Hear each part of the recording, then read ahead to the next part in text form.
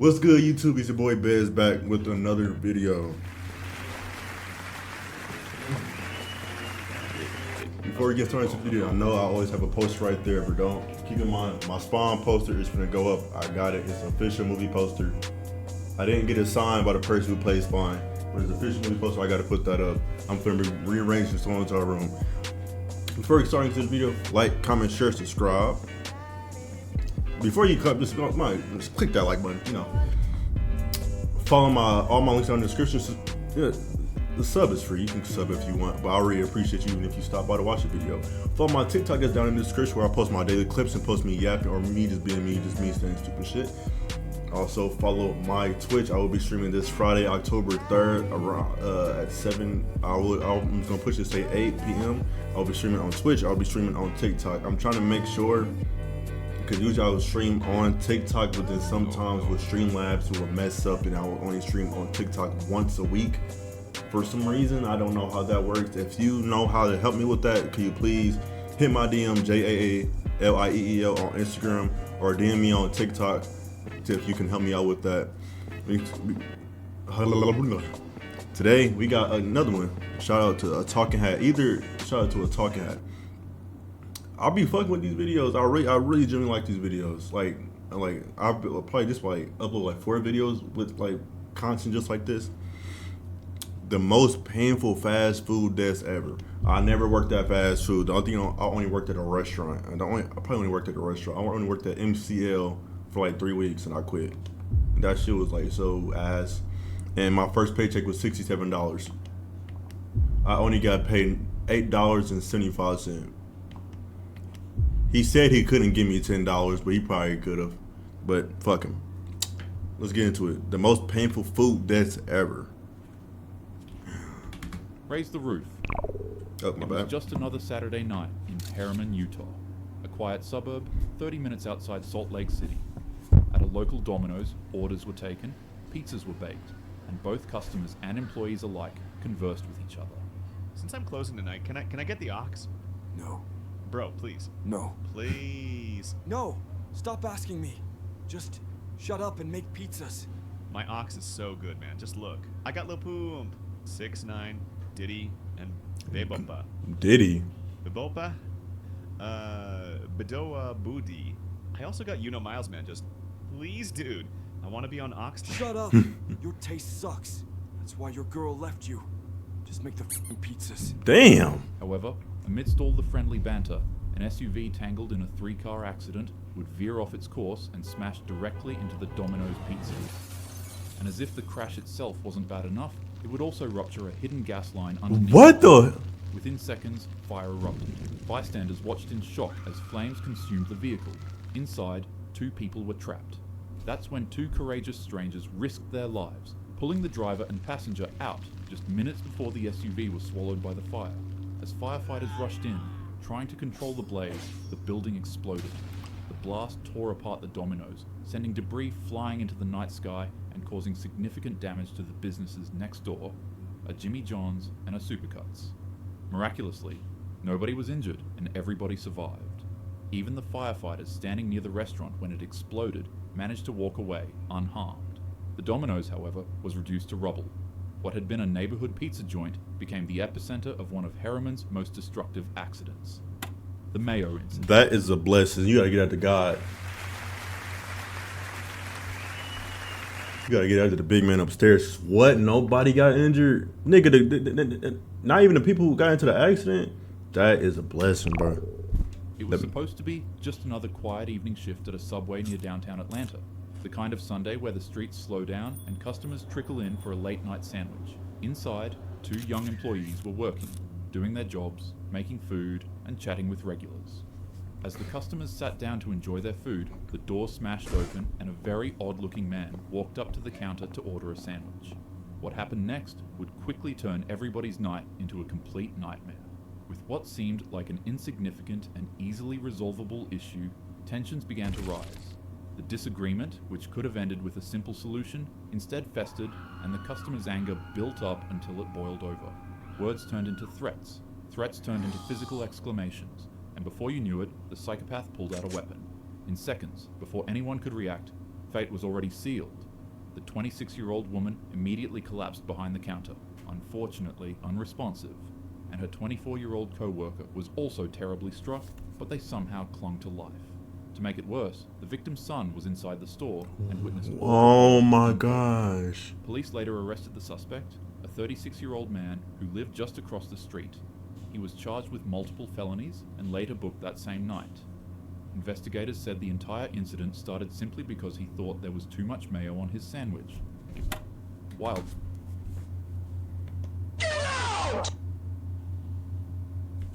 Oh my god, bro. Oh, hell no, man. What the fuck, man? Get your ass on, boy. You get your goddamn. Over fucking mayo, bitch? It was just after 5:30 p.m. at a Buffalo Wild Wings in Burlington, Massachusetts. The dinner rush was minutes away, and employees were scrambling to prep the floor, the food, and the restaurant.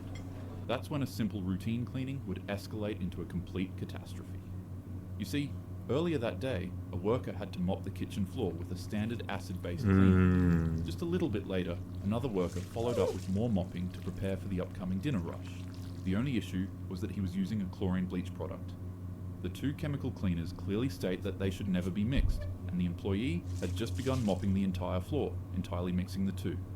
On contact, the chemicals fused into a bubbling green explosion. They created a dangerous, foaming, toxic mixture that began pumping out lethal gas at high doses. The fumes spread instantly. Employees began coughing, their eyes burning, and their lungs felt like they caught on fire. One by one, people ran for the exit, but the floor was already slick with danger.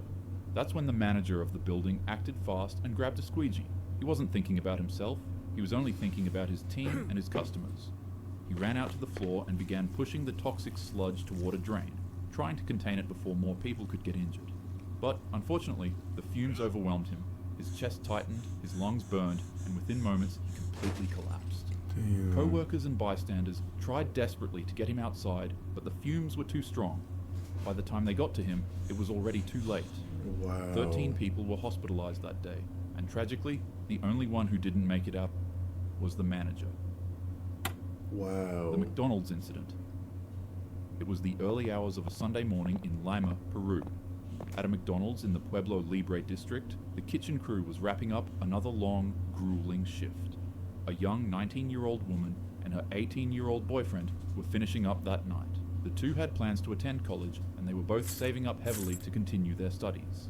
Unfortunately enough, this night would ensure that they didn't ever see that dream. According to police, the 19-year-old was cleaning a soda machine when it delivered a strong electric shock. Her body jolted violently, not being able to handle the voltage. Gabriel panicked.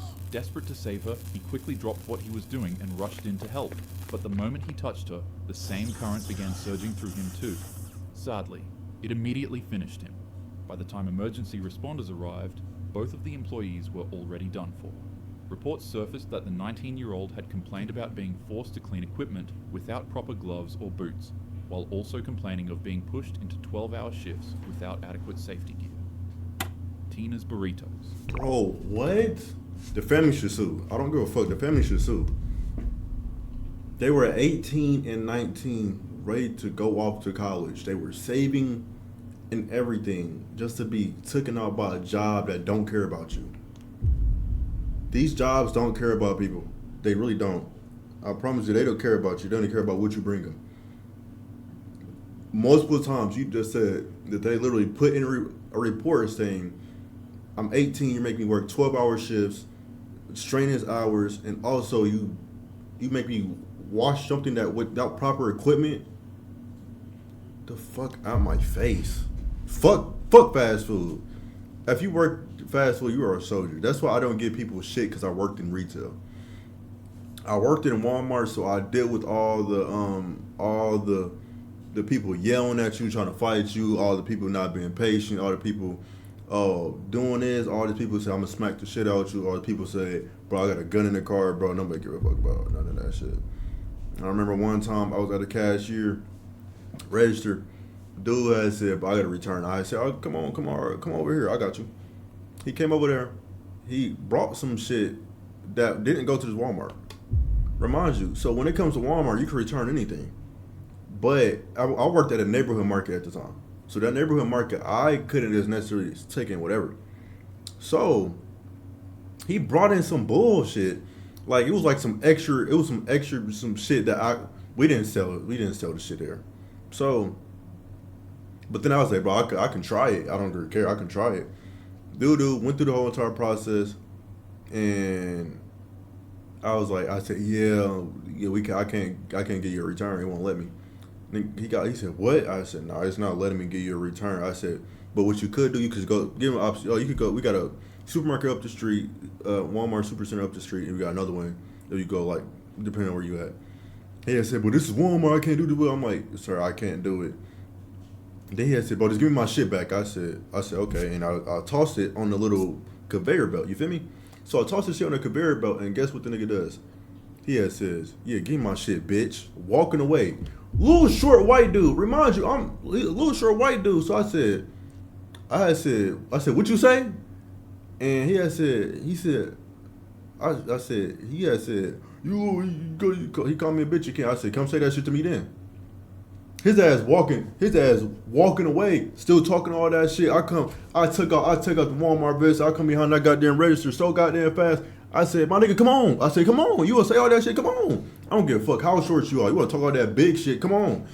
Real shit. Bitch ass nigga said, all right. He walked out, and then we had an officer in there. He had said, I'm gonna make sure he don't come back. Cause he said he probably could have come up with a gun or a knife. I said, if he tried to come back, I was gonna fuck him up. That's why it's like people, you have the patience to deal with retail and shit like that. Most of these niggas is bitches. A lot of these people are impatient. Most of these people don't know about, are so disrespectful until they get put in that position and they realize.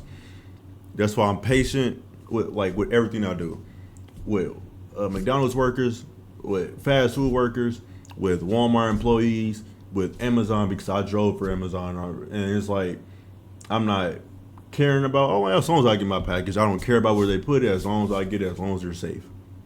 People gotta go through the process to really realize, bro, these people are genuinely nice and they are having long days. They shouldn't be dealing with this shit. But back to the video, bro. People just don't really seem to realize that shit, though, bro. They're fucking stupid, bro. And they're inconsiderate as fuck. It was just another night in Vernon, California, a strange industrial pocket just south of downtown Los Give me Angeles. 1 second. Oh my gosh.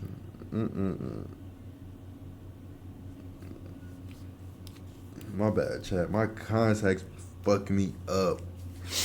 Best cut out the video. The kind of place with only a couple hundred residents, but sprawling with massive factories that keep the city supplied.